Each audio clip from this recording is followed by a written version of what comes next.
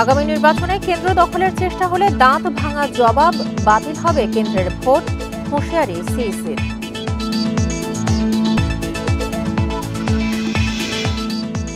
ডাকসু নির্বাচনে মনোনয়ন ফিরে পেতে আপিলের শেষ দিন আজ। এখন পর্যন্ত আবেদন করেছেন ২৮ জন।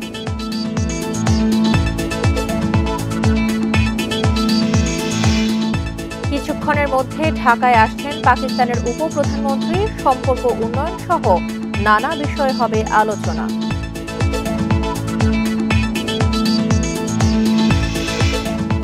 বিমানবন্দর স্টেশনে বগি লাইনচ্যুত হওয়ার ঘটনায় প্রায় ৩ ঘণ্টা পর ট্রেন চলাচল স্বাভাবিক। শিডিউল বিপর্যয়ে ভোগান্তিতে যাত্রীরা। মাইলস্টোনে বিমান বিধ্বস্তের ঘটনায় আরও এক শিক্ষার্থীর মৃত্যু, নিহতের সংখ্যা বেড়ে ৩৬।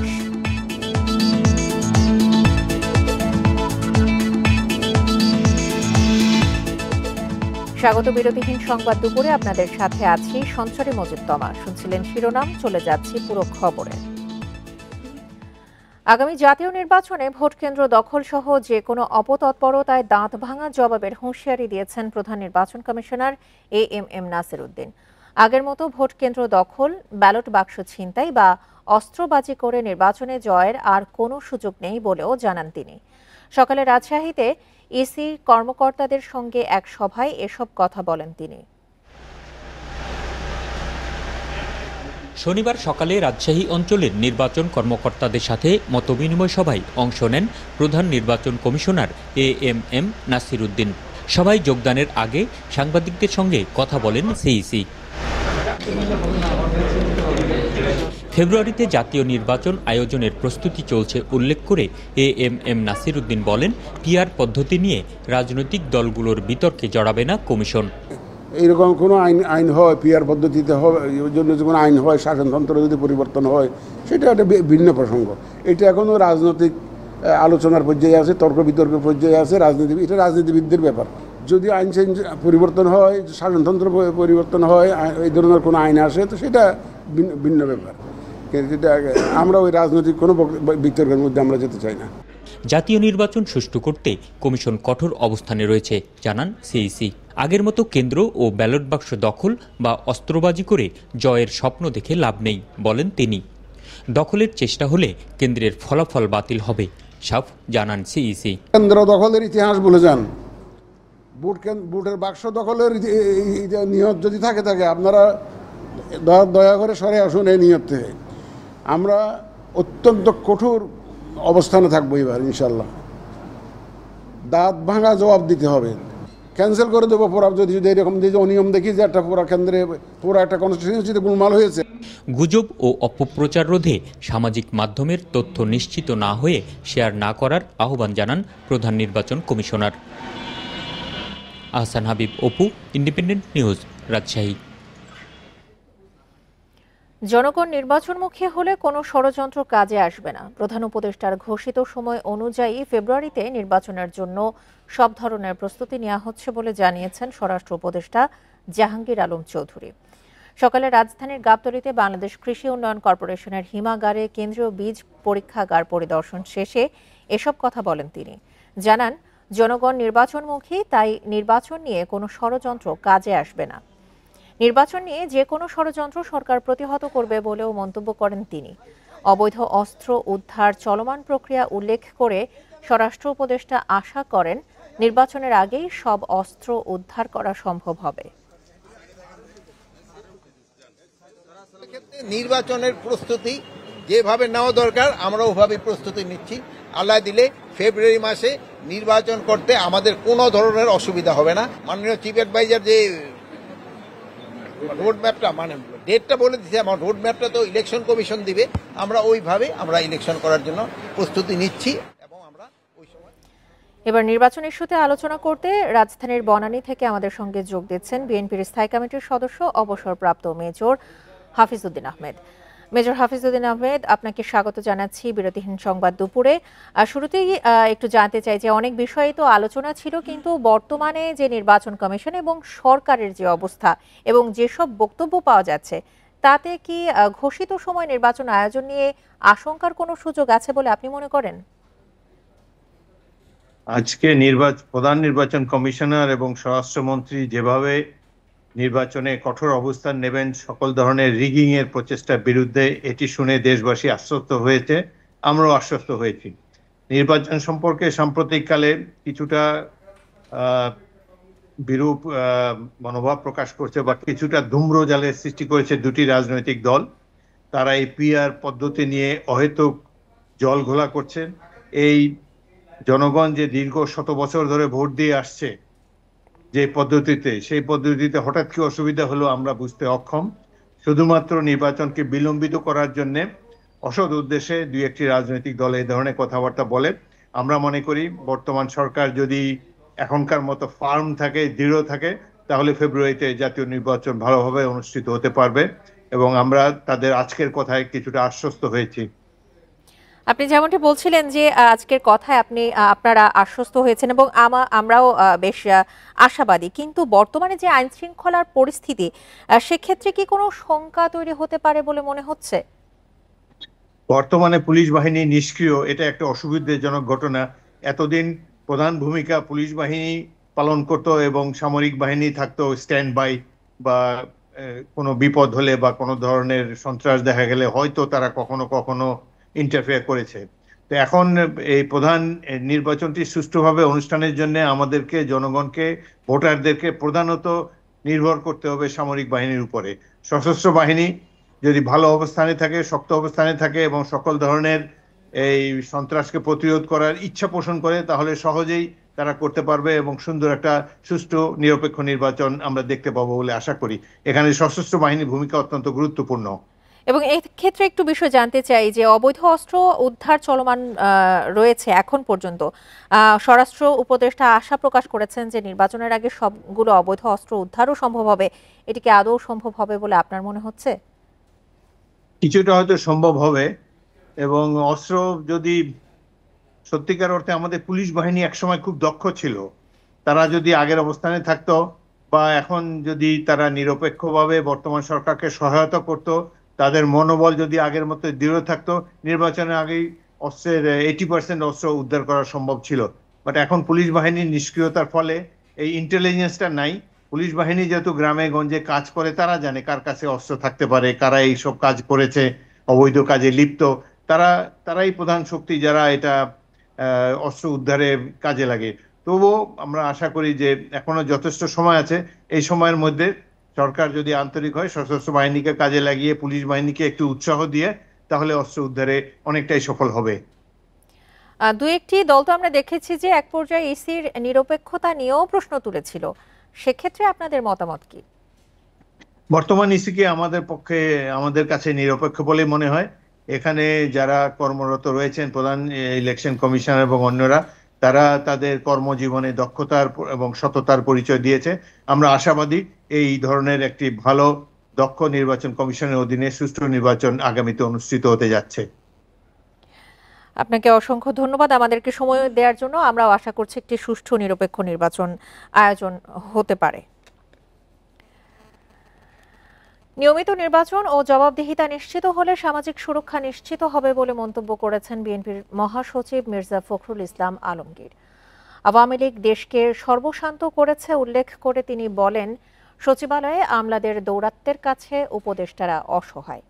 জাতীয় প্রেসক্লাবে বিএনপির নিপীড়িত নেতা কর্মীদের সংগঠন অর্পণ আলোক সংঘ আয়োজিত এক অনুষ্ঠানে এসব কথা বলেন তিনি। মির্জা ফখরুল বলেন, দেশে এখনো চূড়ান্ত পর্যায়ের সংস্কার হয়নি। দেশের মূল সমস্যা দুর্নীতি উল্লেখ করে বিএনপি মহাসচিব বলেন, ঐক্যবদ্ধভাবে দুর্নীতি মোকাবেলা করতে হবে। বলেন, সংসদ সদস্যদের আইন প্রণয়নের কথা থাকলেও তারা রাস্তাঘাট, স্কুল, কলেজে দুর্নীতি করতে ব্যস্ত থাকেন।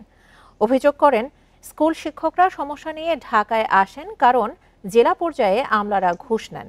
ঘুষ দিয়ে বিশ্ববিদ্যালয়ের শিক্ষক নিয়োগ হয় বলেও মন্তব্য করেন তিনি।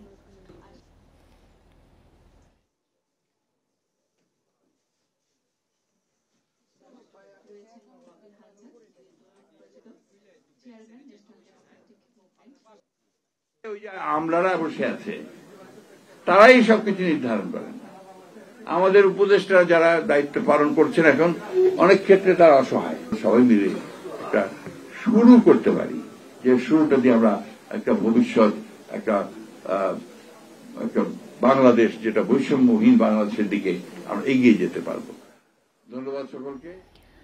ডাকসু নির্বাচনে ত্রুটিপূর্ণ তথ্যের কারণে ৪৭ প্রার্থীর আপিল আবেদনের শেষ দিন আজ।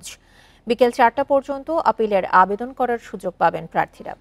ডাকসুর চিফ রিটার্নিং অফিসার অধ্যাপক ডক্টর মোহাম্মদ জসিমউদ্দিন জানান, এখন পর্যন্ত ২৮ জন আপিল করেছেন। তিনি জানান, ত্রুটিপূর্ণ মনোনয়নপত্র জমা দেওয়ায় অযোগ্য প্রার্থীদের পুনর্বিবেচনার জন্য আপিল আবেদন করেছেন। আগামী ২৪শে অগস্ট আপিলের নিষ্পত্তি করে প্রার্থিতা ফেরত পাবেন কিনা তা জানিয়ে দেবে কমিশন।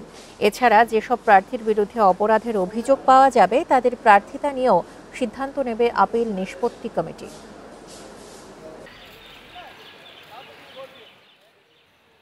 গতকাল এবং আজকে যাদের ত্রুটিপূর্ণ তথ্যের কারণে আমরা কিছু প্রার্থিতা ফর্ম আমরা স্থগিত রেখেছিলাম, এই আজ পর্যন্ত ২৮ জন আপিল করেছে, তাদের প্রার্থিতা যাতে ফেরত দেওয়া হয়। ডাকসু নির্বাচন সামনে রেখে ঢাকা বিশ্ববিদ্যালয়ের হল পরিদর্শন করা হচ্ছে ছাত্র দলের পক্ষ থেকে। এ নিয়ে বিস্তারিত জানাতে যোগ দিচ্ছেন সহকর্মী মামুনুর রহমান। মামুন, কারা হল পরিদর্শন করছেন, বিস্তারিত কি আছে আপনার কাছে, আর হল পরিদর্শনের পরে তাদের কাছ থেকে কোনো বক্তব্য পাওয়া গেছে কিনা?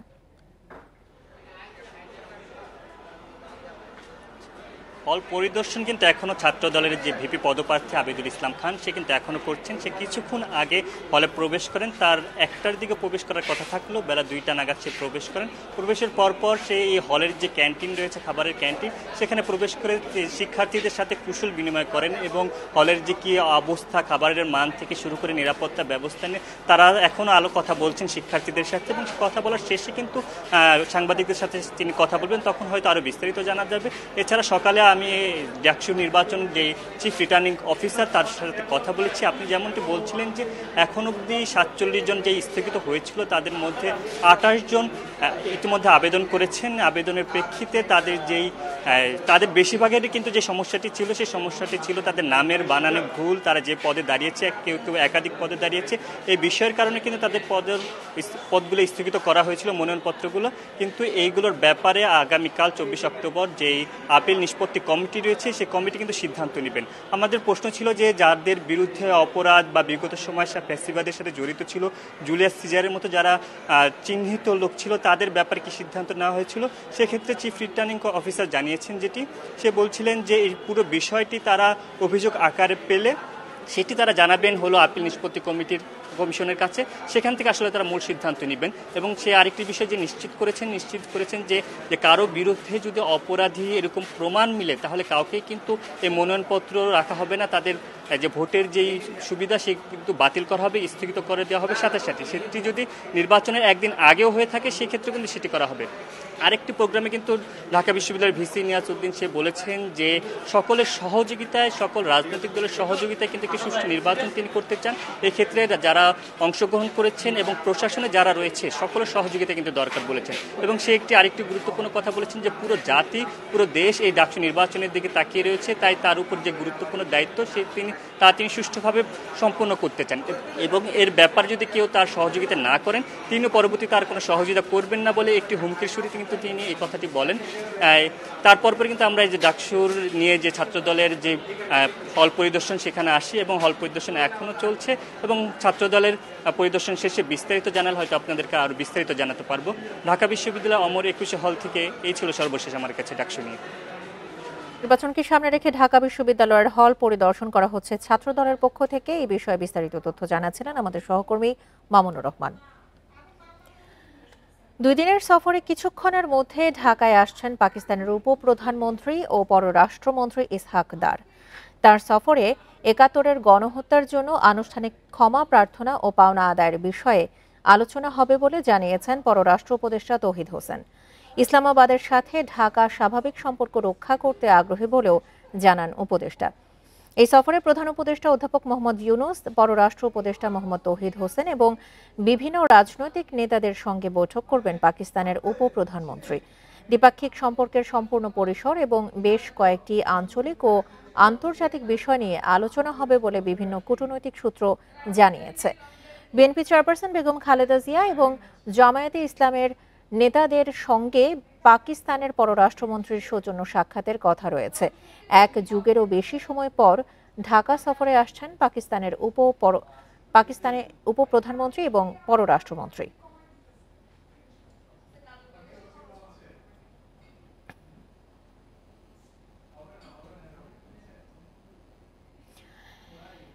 ইতোমধ্যে পাকিস্তানের উপপ্রধানমন্ত্রী ও পররাষ্ট্রমন্ত্রী ইসাক দার বিমানবন্দরে পৌঁছে গেছেন। আপনাদেরকে পরবর্তী সময় আমরা বিস্তারিত তথ্য জানাবো। এই মুহূর্তে আলোচনা করতে কাকরাইল থেকে আমাদের সঙ্গে যোগ দিচ্ছেন রাজশাহী বিশ্ববিদ্যালয়ের আন্তর্জাতিক সম্পর্ক বিভাগের সাবেক সভাপতি ডক্টর সৈয়দ আব্দুল্লাহ আল মামুন। জনাব সৈয়দ আব্দুল্লাহ আল মামুন, আপনাকে স্বাগত জানাচ্ছি বিরতিহীন সংবাদ দুপুরে। আমরা শুরুতেই যেটি জানতে চাই যে পরিবর্তিত প্রেক্ষাপটে পাকিস্তানের সঙ্গে নতুন সম্পর্কের যে সমীকরণ তৈরি হয়েছে, পাকিস্তানের উপপ্রধানমন্ত্রী এসেছেন, দুই দেশের সম্পর্কের গন্তব্য তাহলে কোথায় যেতে পারে? দেখুন, যেমনটা আপনারা বিভিন্ন পত্রিকায় নিউজ থেকে দেখেছেন যে বাংলাদেশে গত বছর সরকার পরিবর্তনের পর সেই পরিবর্তনের প্রভাব বাংলাদেশ সরকারের পররাষ্ট্র নীতির উপরে পড়েছে। আপনারা দেখেছেন যে ডিপ্লোম্যাটিক চ্যানেলে কিছু শিফটিং হয়েছে। সেই হিসেবে এই মুহূর্তে আমরা দেখছি যে পাকিস্তানের সাথে বর্তমান সরকার বিভিন্ন ক্ষেত্রে সহযোগিতামূলক সম্পর্কের উন্নয়ন ঘটানোর জন্য আগ্রহ প্রকাশ করেছে এবং পাকিস্তানের পক্ষ থেকে একই রকম আগ্রহ প্রকাশ করা হয়েছে। আমরা যেটা মনে করি যে প্রত্যেকটা রাষ্ট্রের ডিপ্লোমেসির মেইন উদ্দেশ্য হচ্ছে তার স্টেট ইন্টারেস্টকে আপহোল্ড করা।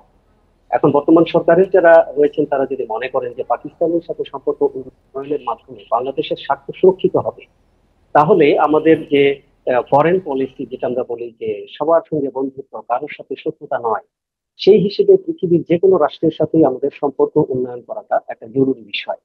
কারণ হলো যে আপনারা দেখেন যে রাজনীতিতে এবং পররাষ্ট্রনীতিতে বা রাষ্ট্রে রাষ্ট্রের সম্পর্কের ক্ষেত্রে চিরস্থায়ী বন্ধু বা চিরস্থায়ী শত্রু বলে কোনো কিছু নেই। চিরস্থায়ী বন্ধু বা শত্রু এটা নির্ভর করে যে আমার রাষ্ট্রের স্বার্থটা কিভাবে রক্ষিত হবে তার উপর। কিন্তু বাংলাদেশের এই যে পাকিস্তানের সাথে সম্পর্কের উন্নয়ন, এই বিষয়টা পরিষ্কারভাবে বুঝতে হলে বাংলাদেশের যে সৃষ্টি রহস্য, সৃষ্টি লগ্নের যে ইতিহাস, সেটাকে মাথায় রাখতে হবে। আপনারা জানেন যে একসময় আমরা পুরো ভারতবর্ষের সার্কভুক্ত দেশগুলো একটা ভারতবর্ষ হিসেবে ছিলাম। অষ্টাদশ শতকে যখন এখানে ইংরেজ বেনিয়ারা মানে মোগল সাম্রাজ্যের যে অংশ হিসেবে বাংলার রাষ্ট্র ক্ষমতা তারা দখল করলেন, তারই অংশ হিসেবে কিন্তু ধীরে ধীরে আমরা প্রায় 200 বছরের একটা ঔপনিবেশিক সময় পার করলাম। এই ঔপনিবেশিক সময়ের শাসন এবং নির্যাতনের মধ্য দিয়ে কিন্তু হিন্দু মুসলিম ভারতবর্ষের বিভিন্ন জায়গায় যে তিক্ততা, তার অংশ হিসেবে কিন্তু আমরা ভারত ও পাকিস্তান আলাদা হয়েছি। এখানে একটা জিনিস লক্ষ্য করার বিষয়, বাংলাদেশ নামক রাষ্ট্রটা কিন্তু সেই 1947 সালে প্রতিষ্ঠিত হওয়ার কথা ছিল। লাহোর প্রস্তাবে যে কথাটা উল্লেখ ছিল, কিন্তু তৎকালীন কংগ্রেস এবং মুসলিম লীগের নেতৃবৃন্দের অসহযোগিতার কারণে বাঙালি যারা নেতৃত্ব ছিলেন তারা কিন্তু এই স্বাধীন বাংলাদেশ নামক সেই 47 সনে একটা রাষ্ট্র আদায় করতে সক্ষম হননি, যার জন্য পাকিস্তানের 23 বছরের একটা কলোনিয়াল সময় আমরা পার করেছি। তারপর পাকিস্তানের সাথে আমরা একটা সশস্ত্র মুক্তিযুদ্ধের মাধ্যমে একটা স্বাধীন দেশ আমরা প্রতিষ্ঠা করেছি। সেই প্রতিষ্ঠা লগ্নে ভারত আমাদের সহযোগিতা করেছে। কেন সহযোগিতা করেছে তার বিভিন্ন ধরনের ব্যাখ্যা আছে। এখন প্রশ্ন হচ্ছে যে পুরো পৃথিবী এখন পরিচালনা করছে অ্যাংলো আমেরিকান গোষ্ঠী। মূলত ব্রিটিশ পরামর্শেই কিন্তু আমেরিকানরা এবং ইউরোপিয়ানরা পুরো পৃথিবী শাসন করছে। এক্ষেত্রে আগামী শতক হচ্ছে এশিয়ার শতক, এটা মনে করা হচ্ছে। আগামী শতক যদি এশিয়ার শতক হয়, তাহলে এশিয়ার মধ্যে আমরা যতগুলো রাষ্ট্র আছি এই রাষ্ট্রগুলোর মধ্যে কোঅপারেশন বাড়ানো খুবই জরুরি। কিন্তু আমাদের যে অতীত ইতিহাসের যে লিগেসি, যে ভারতের সাথে পাকিস্তানের দ্বন্দ্ব, পাকিস্তানের সাথে বাংলাদেশের দ্বন্দ্ব, বাংলাদেশের সাথে ভারতের দ্বন্দ্ব, এগুলো কিন্তু ব্রিটিশ সাম্রাজ্যবাদের একটা কৌশল হিসেবে হয়েছে। তা আমি যেটা মনে করি যে ভারতের সাথে বাংলাদেশের, পাকিস্তানের সাথে বাংলাদেশের, উভয় রাষ্ট্রের সঙ্গে বাংলাদেশের একটা ভারসাম্যমূলক সম্পর্ক প্রতিষ্ঠা করা দরকার। কিন্তু এটা যেন এমন না হয় যে একটার এক্সচেঞ্জের মাধ্যমে আরেকটা, অর্থাৎ ভারতের সাথে সম্পর্ক উন্নয়ন করতে গিয়ে আমরা পাকিস্তানকে ছেড়ে দিব বা পাকিস্তানের সাথে সম্পর্ক উন্নয়ন করার ক্ষেত্রে ভারতকে ছেড়ে দিব, এই ধরনের এক্সচেঞ্জের মাধ্যমে একটু আপনার কাছে আসতে চাই আমি অনেকগুলো অমীমাংসিত বিষয়ই তো রয়েছে, সেগুলো সমাধান না হলে কি পাকিস্তানের সাথে টেকসই কোনো সম্পর্ক সম্ভব কিনা? এবং আপনি যেমনটি বলছিলেন যে এক দেশের সাথে সম্পর্ক গড়লে আরেক দেশকে ছেড়ে দিতে হবে, এমন কিন্তু আসলে বিষয়টা না। সেক্ষেত্রে পাকিস্তানের সাথে সম্পর্কের ইস্যুতে ভারতের অনেক ইস্যুও কিন্তু এখানে জড়িত, অনেক বিষয় চলে আসে। এই বিষয়টিকে আপনি কিভাবে দেখছেন? না, বাংলাদেশ একটা স্বাধীন রাষ্ট্র, কাজে বাংলাদেশের স্বাধীন পররাষ্ট্রনীতি থাকবে, এটাই স্বাভাবিক।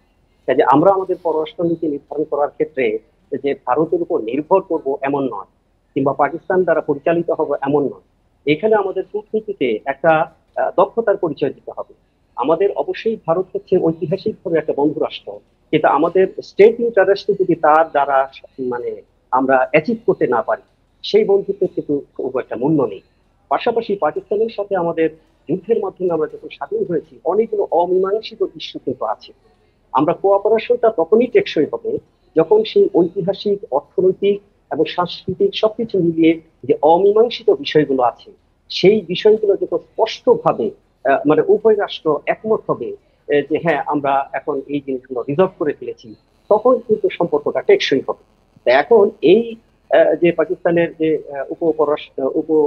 প্রধানমন্ত্রী এবং পররাষ্ট্রমন্ত্রী ইসহাকদার আসছেন এবং তাদের যে কনভয় আসছে, তারা যদি এই জিনিসটা মাথায় রাখেন যে বাংলাদেশের সাথে বন্ধুত্বমূলক সম্পর্কের উপরে তারা শুধু জোর দিচ্ছেন যে বাংলাদেশ একটা মুসলিম সংখ্যাগরিষ্ঠ রাষ্ট্র, আমরাও মুসলিম সংখ্যাগরিষ্ঠ রাষ্ট্র, কাজে মুসলিম মুসলিম ভাই ভাই, এইভাবে তারা কাজটা করার চেষ্টা করছে।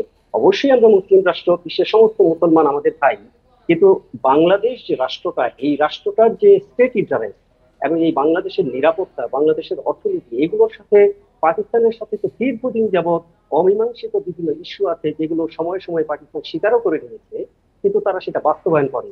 কাজে পাকিস্তানের সাথে আমাদের সম্পর্কের যে উন্নয়নের চেষ্টা উভয় রাষ্ট্রের পক্ষ থেকে হচ্ছে, এটা অবশ্যই টেকসই হবে তখনই যখন এই অমীমাংসিত ইস্যুগুলোকে একটা মানে সিস্টেমেটিক ওয়েতে নিরসন করা সম্ভব হবে। আমরা সেটার উপরেই নির্ভর করবো যে তাদের আলোচনার মধ্যে সেই অমীমাংসিত ইস্যুগুলো কিভাবে তারা সমাধান করবেন, আমাদের স্টেট ইন্টারেস্টে কিভাবে রক্ষিত হবে, এবং এইটার উপরেই কিন্তু নির্ভর করবে যে উভয় রাষ্ট্রের সম্পর্কটা যে দিকে যাচ্ছে সেটা টেকসই হবে কি হবে না। তো আমরা মনে করি যে এখন গ্লোবাল পলিটিক্স যেদিকে যাচ্ছে, সেদিকে আমাদের কিন্তু এরকম ভাবে এই রিজিয়নাল পলিটিক্স এর মধ্যে সাইড বাই সাইড যে ভারতের পক্ষ নিলাম বা পাকিস্তানের পক্ষ নিলাম, এভাবে না থেকে আমাদের যারা রাষ্ট্র পরিচালনা করছেন তাদেরকে এখানে প্র্যাগম্যাটিক একটা মানে দক্ষতার পরিচয় দিতে হবে যে হ্যাঁ, পাকিস্তানের সাথে আমরা সম্পর্ক উন্নয়ন করতে চাই। যেমন মার্কিন যুক্তরাষ্ট্র স্বাধীন হয়েছিল ব্রিটেনের বিরুদ্ধে যুদ্ধ করে, কিন্তু এখন তো ব্রিটেনের সাথে তাদের চিরস্থায়ী বন্ধু।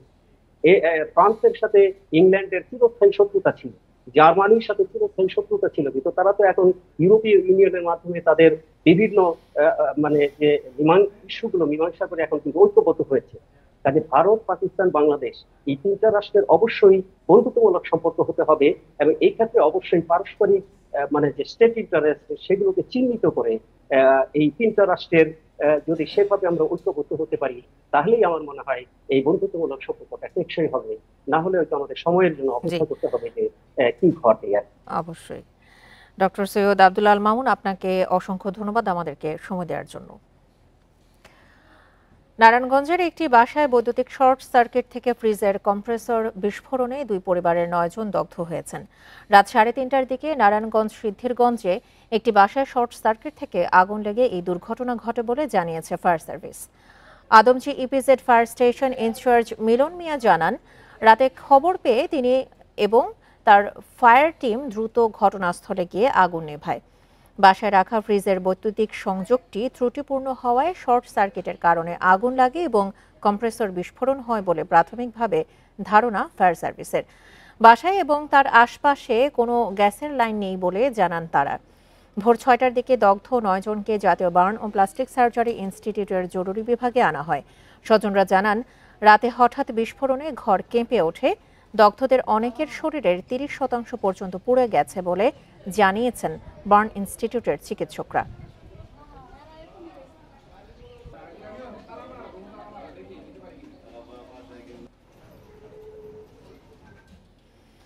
এ নিয়ে আরো জানাতে বার্ন ইনস্টিটিউট থেকে যোগ দিচ্ছেন আমাদের সহকর্মী মাহফুজার রহমান মিলন। মিলন, দগ্ধদের এখন কি অবস্থা? যেই দগ্ধ 9 জনকে এখন পর্যন্ত ভর্তি করা হয়েছে, তাদের সবশেষ অবস্থা নিয়ে চিকিৎসকরা কি বলেছেন?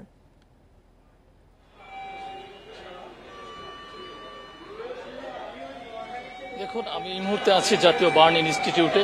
ঘণ্টাখানেক আগে বার্ন ইনস্টিটিউটের ভারপ্রাপ্ত পরিচালক আহসানুল কবির জানিয়েছেন যে সকালে নারায়ণগঞ্জ সিদ্ধিরগঞ্জ থেকে দগ্ধ হয়ে এখানে 9 জন একই পরিবারের 9 সদস্য ভর্তি হন এবং এর মধ্যে 1 মাস বয়সী একটি শিশুর অবস্থা গুরুতর এবং শিশুটির 30% পুড়ে গেছে। এর মধ্যে আটজনকে প্রাথমিক চিকিৎসা শেষে হাই ডিপেন্ডেন্সি ইউনিটে স্থানান্তর করা হয়েছে এবং একজনকে প্রাথমিক চিকিৎসা শেষে ছুটি দেওয়া হয়েছে।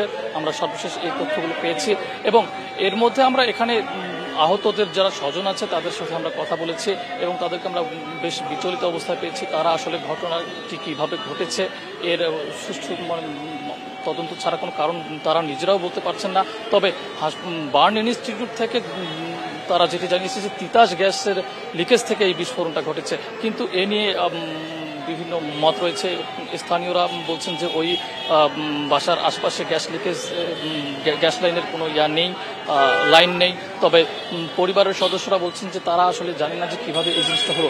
স্থানীয়রা জানিয়েছেন যে রাত 3টার দিকে সেখানে বিকট শব্দ পেয়ে তারা ওই নারায়ণগঞ্জের সিদ্ধিরগঞ্জ এলাকার হিরাজিল গ্রামের ওই বাড়িটিতে তারা যায় এবং সেখানে 9 জনকে একই পরিবারের 9 জনকে দগ্ধ অবস্থায় পেয়ে হাসপাতালে নিয়ে যান। পরবর্তীতে আজ সকালে তাদেরকে জাতীয় বার্ন ইনস্টিটিউটে নিয়ে আসা হয়। তো এই ছিল আমার কাছে সবশেষ তথ্য জাতীয় বার্ন ইনস্টিটিউট থেকে। জাতীয় বার্ন ইনস্টিটিউট থেকে সবশেষ তথ্য নিয়ে জানাচ্ছিলেন আমাদের সহকর্মী মাহফুজার রহমান মিলন।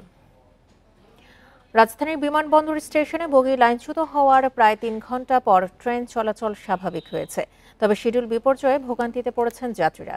শনিবার সকাল 8টা10 দিকে যমুনা এক্সপ্রেস ট্রেনের একটি বগি লাইনচ্যুত হয়। দুর্ঘটনায় কবলিত বগিটি উদ্ধারের পর দুপুর 12:30টার পর ট্রেন চলাচল স্বাভাবিক হয়ে আসে, তবে ট্রেন শিডিউলে নেমে আসে বিপর্যয়। ট্রেনের বগি লাইনচ্যুত হবার কারণে ভোগান্তিতে পড়েন যাত্রীরা। কি কারণে এই দুর্ঘটনা তা খতিয়ে দেখছে রেলওয়ে কর্তৃপক্ষ। প্রায় এখন বাজতেছে 1:50। একটা মানুষের ভোগান্তি, এত ভোগান্তি। 9:45 এয়ারপোর্ট ট্রেন আসার কথা ছিল তিতাস কমিউটার, কিন্তু এখন বাজে প্রায় 12:45, এখনো তিতাস ট্রেন আসে নাই। আমরা এখনো বসে আছি। বলছে যে রাস্তায় একটু সমস্যা আছে, তার জন্য একটু লেট হবে ট্রেন আসতে, এটা বলছে। এখন 10টার সময় আসার কথা। উত্তরায় বিমান বিধ্বস্তের ঘটনায় তাসনিয়া নামের মাইলস্টোন স্কুলের আরও এক শিক্ষার্থীর মৃত্যু হয়েছে। সকাল 7:55 জাতীয় বার্ন ইনস্টিটিউটে মারা যায় ওই শিক্ষার্থী। এই নিয়ে এই ঘটনায় নিহত বেড়ে দাঁড়ালো 36 জনে। ইনস্টিটিউটের চিকিৎসকেরা জানান নিহত তাসনিয়ার শরীরের 35% পুড়ে গিয়েছিল। এই ঘটনায় দগ্ধ 22 জন এখনও বার্ন ইনস্টিটিউটে ভর্তি রয়েছেন, আর সুস্থ হয়ে বাড়ি ফিরে গেছেন 14 জন। গেল 21শে জুলাই বিমান দুর্ঘটনায় হতাহত হন অনেকেই। আহতদের বার্ন ইনস্টিটিউট, সিএমএইচ সহ উত্তরার কয়েকটি হাসপাতালে নেওয়া হয়।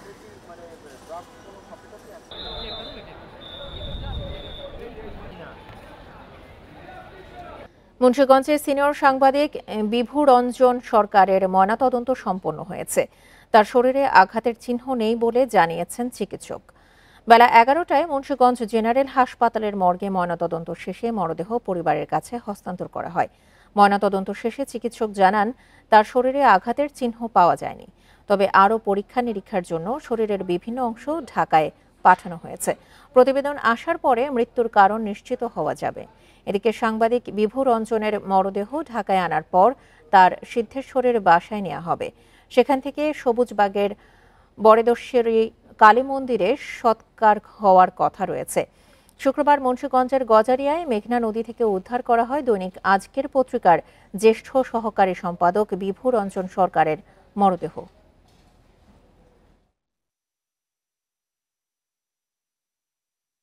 দেখলাম এটা তো আসলে পানি থেকে আসছে, পানিতে আসলে তার দেহটা একটু পচনশীল ছিল। এক্সটার্নাল কোনো আঘাতের চিহ্ন নাই। ভিতরে যেটা লাংসের যে অবস্থা দেখলাম বেলুনেটেড, মানে ড্রাউনিং এর যেসব সাইন সিম্পটম ওটাই আমরা পেয়েছি। সক্রিয় মৌসুমী বায়ুর প্রভাবে দেশের বিভিন্ন জেলায় বৃষ্টি ও জলাবদ্ধতায় ভোগান্তি তৈরি হয়েছে। পটুয়াখালীর কলাপাড়ায় গত 5 দিন ধরে মাঝারি থেকে ভারী বৃষ্টি হচ্ছে। টানা বৃষ্টিতে বিভিন্ন স্থানে তৈরি হয়েছে জলাবদ্ধতা। এদিকে পটুয়াখালীর পায়রা সহ দেশের সব সমুদ্র বন্দরে 3 নম্বর স্থানীয় সতর্ক সংকেত জারি করেছে আবহাওয়া অফিস। লক্ষ্মীপুরেও 4 দিন ধরে অব্যাহত বৃষ্টি হচ্ছে। এর মধ্যে মেঘনায় পানি বাড়তে থাকায় শঙ্কায় স্থানীয়রা। এছাড়া পানি জমে ফসলের ক্ষতির শঙ্কায় কৃষক। নোয়াখালীতেও 3 দিন ধরে বৃষ্টিতে বিভিন্ন এলাকায় জলাবদ্ধতা তৈরি হয়েছে। এছাড়া বৃষ্টি ও ঝোড়ো হাওয়ায় দ্বীপ উপজেলায় হাতিয়ার জনজীবন বিপর্যস্ত হয়ে পড়েছে। উত্তাল রয়েছে সাগর। সব মাছ ধরার ট্রলারকে উপকূলের কাছাকাছি থেকে সাবধানে চলাচল করতে বলা হয়েছে।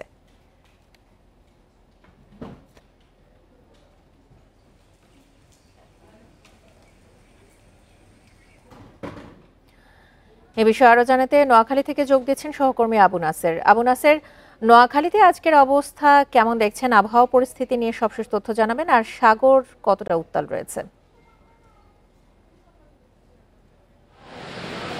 নোয়াখালীতে সকাল থেকেই বৃষ্টি হচ্ছে। এখন আছি আমি হাতিয়ার চেয়ারম্যান ঘাটে। এই চেয়ারম্যান ঘাটকে অতি সম্প্রতি সরকার নৌবন্দর, হাতিয়া উপকূলীয় নৌবন্দর ঘোষণা করেছে। আমি যদি একটু দেখাই, এই নৌবন্দর এর অবস্থা এখন অনেকটাই উত্তাল। এখানে মেঘনা নদীতে জোয়ারের উচ্চতা স্বাভাবিকের চেয়ে 3 থেকে 4 ফুট উচ্চতায় জোয়ার প্রবাহিত হচ্ছে এবং আশপাশে যেই নৌঘাট রয়েছে এখানে অনেক জায়গায় প্রায় পানিতে নিমজ্জিত হয়ে গেছে এবং ক্রমেই জোয়ারের উচ্চতা বৃদ্ধি পাচ্ছে।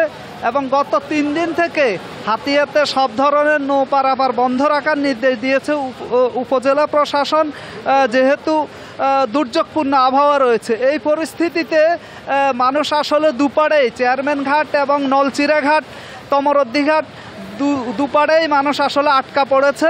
বিশেষ করে দূর দূরান্ত থেকে যারা ঢাকা চট্টগ্রাম থেকে হাতিয়া যাবেন তারা মেইনল্যান্ডে আটকা পড়েছেন এবং হাতিয়া থেকে যারা জরুরি প্রয়োজনে জেলা সদর সহ ঢাকা চট্টগ্রাম যাওয়া রয়েছেন তারাও আটকা পড়েছেন। তো এই পরিস্থিতিতে মানুষের মধ্যে উদ্বেগ উৎকণ্ঠা রয়েছে।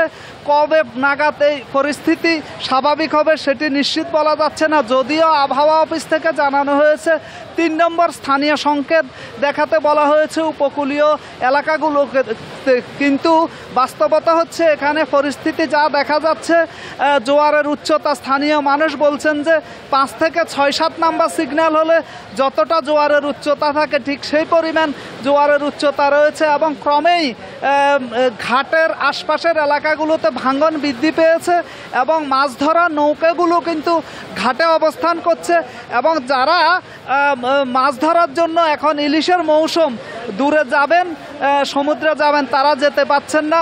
সব মিলিয়ে মানুষ উদ্বেগ উৎকণ্ঠার মধ্যে রয়েছেন এবং কবে নাগাদ পরিস্থিতি স্বাভাবিক হবে, কবে নাগাদ তারা মাছ ধরার জন্য নদীতে যাবেন, সাগরে যাবেন, সেই চিন্তায় তারা উদ্গ্রীব হয়ে আছেন। অন্যদিকে একেবারে উপকূলীয় সব এলাকাতেই নোয়াখালীর হাতিয়া, সুবর্ণচর, কোম্পানিগঞ্জে স্বাভাবিক আবহাওয়া বিরাজ করছে এমন বলা যাবে না। জড়ো হওয়ার পাশাপাশি এখানে বৃষ্টি হচ্ছে এবং জেলা শহর মাইজদিতেও জলাবদ্ধতা দেখা দিয়েছে এবং এখানে পথঘাট সব কিছু পানির নিচে তলিয়ে আছে, কারণ জেলা শহরে অনেক আগ থেকেই জলাবদ্ধতা পরিস্থিতি বিরাজ করছিল। বৃষ্টির কারণে এই পরিস্থিতির অবনতি হয়েছে।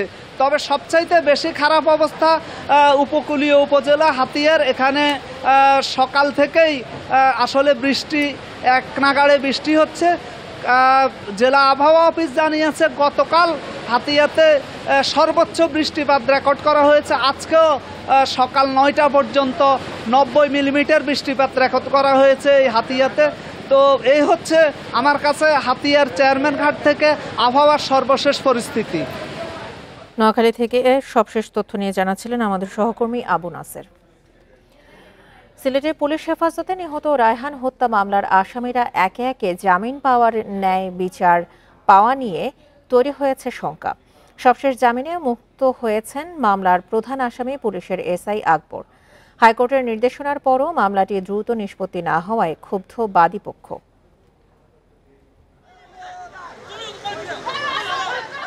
2020 সালের 13 অক্টোবর বুধরাতে সিলেট মহানগর পুলিশের বন্দরবাজার পুলিশ ফাঁড়িতে তুলে নিয়ে যাওয়া হয় রায়হান আহমেদকে। পরদিন পুলিশ হেফাজতে মারা যান 34 বছর বয়সী রায়হান। ময়নাতদন্তে পুলিশের অমানবিক নির্যাতনের সত্যতা মেলে। 100-র বেশি আঘাতের চিহ্ন ছিল রায়হানের শরীরে। এই ঘটনায় আদালতে মামলা করেন নিহত রায়হানের স্ত্রী। মামলার পর অভিযোগের সত্যতা পেয়ে ফাঁড়ির ইনচার্জ এসআই আকবর হোসেন ভূঁইয়া সহ 4 জনকে সাময়িক বরখাস্ত ও 3 জনকে প্রত্যাহার করা হয়। প্রধান অভিযুক্ত আকবরকে 9 নভেম্বর সিলেটের কানাইঘাট সীমান্ত থেকে গ্রেপ্তার করা হয়। এরপর থেকে কারাগারেই ছিলেন আকবর। আকবর ওই প্রধান আসামি, আকবরকে খেয়ে এখন আবার তাকে জামিন দিল, এটা কি দেওয়া উচিত? আমার তো মনে হয় না এটা উচিত হয়েছে। যে জামিন দিয়েছেন উনি হয়তো বিবেচনা করেন নাই যে সে একটা মার্ডারের আসামি। বাদীপক্ষের আইনজীবী জানান, আকবরের জামিন পাওয়ার বিষয়টি জানার পর হাইকোর্টের চেম্বার জজ আদালতে আবেদন করে জামিন স্থগিত করা হয়েছে। বর্তমানে মামলাটি যুক্তিতর্ক উপস্থাপনের পর্যায়ে রয়েছে বলেও জানান তিনি। মাননীয় চেম্বার জজ আদালতে চেম্বার জজের মাধ্যমে এটা আমরা স্থগিত করেছি এবং মাননীয় আদালত তাকে তার জামিন আদেশটা হাইকোর্টের যে জামিন আদেশ সেটা স্থগিত করেছেন এবং তাকে সারেন্ডারের একটা নির্দেশনা দিয়েছেন। আইনজীবীরা বলছেন, জামিনে মুক্তি পাওয়ার পর আসামিদের পালানোর প্রবণতা থাকে, সেক্ষেত্রে ন্যায় বিচার পাওয়া নিয়ে তৈরি হয় শঙ্কা। তার কাস্টডির ভিতরে রাখলেই এটা তাকে যদি পানিশমেন্টের আওতায় আনা যায় তাহলে তাকে ওই কাস্টডির ভিতর থেকে তাকে ধরা যায়। আর যদি সে পলাতক হয়ে যায় তখন তাকে কোথায় পাবেন আপনি? তার বিরুদ্ধে হয়তো হুলিয়া জারি থাকবে, কনভিকশন ওয়ারেন্ট থাকবে, কিন্তু তাকে তো পাওয়া যাচ্ছে না। আলটিমেটলি তো পানিশমেন্ট এক্সিকিউশন হচ্ছে না। পুলিশ হেফাজতে রায়হান হত্যা মামলায় মোট আসামি 6 জন। এর মধ্যে একজন শুরু থেকে পলাতক, 4 জন জামিনে মুক্ত এবং কারাগারে আছেন ASI Ashek Elahi. Independent News. Shariatpur civil surgeon কার্যালয়ের কর্মচারীরাই জড়িত অ্যাম্বুলেন্স সিন্ডিকেটে, সঙ্গে আছেন গাড়ির মালিকরাও। অ্যাম্বুলেন্স আটকে রাখায় নবজাতকের মৃত্যুর ঘটনায় এই সিন্ডিকেটের বিরুদ্ধে ফুঁসছে মানুষ। কার্যকর পদক্ষেপ নিতে জোর দাবি উঠছে। নিজেদের কর্মচারীর অপরাধ খুঁজতে তদন্ত কমিটি গঠন করেছে সিভিল সার্জন কার্যালয়। শরীয়তপুরের অ্যাম্বুলেন্স নয়, এই অভিযোগে 14 আগস্ট নবজাতক রোগীসহ আটকে রাখা হয় একটি গাড়ি। এতে দীর্ঘ সময় শ্বাসকষ্টে মারা যায় ওই নবজাতক। এই ঘটনার জেরে আলোচনায় আসে শরীয়তপুরের অ্যাম্বুলেন্স সিন্ডিকেট। অভিযোগ রয়েছে সিভিল সার্জনের গাড়ি চালক আবু তাহের দেওয়ান, তার ছেলে রহিম দেওয়ান সবুজ ও সদর হাসপাতালের অ্যাম্বুলেন্স চালক জাহাঙ্গীর হোসেন সিন্ডিকেটের মূল হোতা। আরও জড়িত জেলা অ্যাম্বুলেন্স মালিক সমিতির নেতা আব্দুল হাই মোল্লা ও বিল্লাল হোসেন। ঢাকায় রোগী নিতে সরকার নির্ধারিত ভাড়ার চেয়ে কয়েক হাজার টাকা বেশি নেয় চক্রটি। সিন্ডিকেট চলে সবসময়, যেদিন সিন্ডিকেটের কারণে এত বড় একটা ঘটনা ঘটলো। সরকারি অ্যাম্বুলেন্স পাওয়া যায় না এদিকে, কিন্তু মনে করেন যে এদিকে যে অ্যাম্বুলেন্সগুলো আছে ওরা মনে করেন যে সিন্ডিকেট করে অনেক টাকা ভাড়া নেয় আমাদের থেকে। সদর হাসপাতালে অ্যাম্বুলেন্স আছে একটি, ফলে সুযোগ নিচ্ছে অসাধুরা। সিন্ডিকেটে স্বাস্থ্য বিভাগের লোকজন জড়িত থাকায় জিম্মি সাধারণ মানুষ। এই অ্যাম্বুলেন্স সিন্ডিকেট যারা পরিচালিত করে, এই অ্যাম্বুলেন্স সিন্ডিকেটটিকে ভাঙতে হবে। আমরা শরীয়তপুরের সাধারণ মানুষ চাই যে অ্যাম্বুলেন্সের সিন্ডিকেটের হাত থেকে আমরা রক্ষা পেতে। অভিযুক্ত আবু তাহের ও জাহাঙ্গীরের বিরুদ্ধে তদন্তে নেমেছে সিভিল সার্জন কার্যালয়। পুলিশ বলছে সিন্ডিকেট নিয়ন্ত্রণে কাজ করছে তারা। বিশেষ করে আবু তাহের নাম এসেছে এবং আরেকজন ড্রাইভার জাহাঙ্গীর, অ্যাম্বুলেন্স চালক সদর 100 শয্যা বিশিষ্ট সদর হাসপাতাল। 3 সদস্য বিশিষ্ট একটি কমিটি গঠন করেছি। তদন্ত করে তারা রিপোর্ট দিবে। সেই রিপোর্টের প্রেক্ষিতে তার বিরুদ্ধে বিভাগীয় ব্যবস্থা বা স্বাস্থ্যমূলক ব্যবস্থা নেওয়া হবে। এখন পর্যন্ত এজাহারে 4 জনের নাম পেয়েছি যারা মূলত এই সিন্ডিকেটটাকে নিয়ন্ত্রণ করত। তো আমরা আরও গভীরে যে খতিয়ে দেখব যে এই ঘটনায় হাসপাতালের কোনো ডাক্তার অথবা অন্য কোনো ব্যক্তি এখানে সম্পৃক্ততা আছে কিনা। সিন্ডিকেটের বিরুদ্ধে কার্যকর পদক্ষেপ সহ অ্যাম্বুলেন্সের ভাড়ার তালিকা ও নীতিমালার দাবি শরীয়তপুরবাসীর। Independent news. আর এই ছিল এখনকার মতো বিরতিহীন সংবাদ দুপুরে। এছাড়া ইন্ডিপেন্ডেন্ট টেলিভিশনের সব খবর আরও বিস্তারিত জানতে চোখ রাখুন ফেসবুক, ইউটিউব এবং এক্সে। ধন্যবাদ সবাইকে। আমন্ত্রণ পরের আয়োজনে।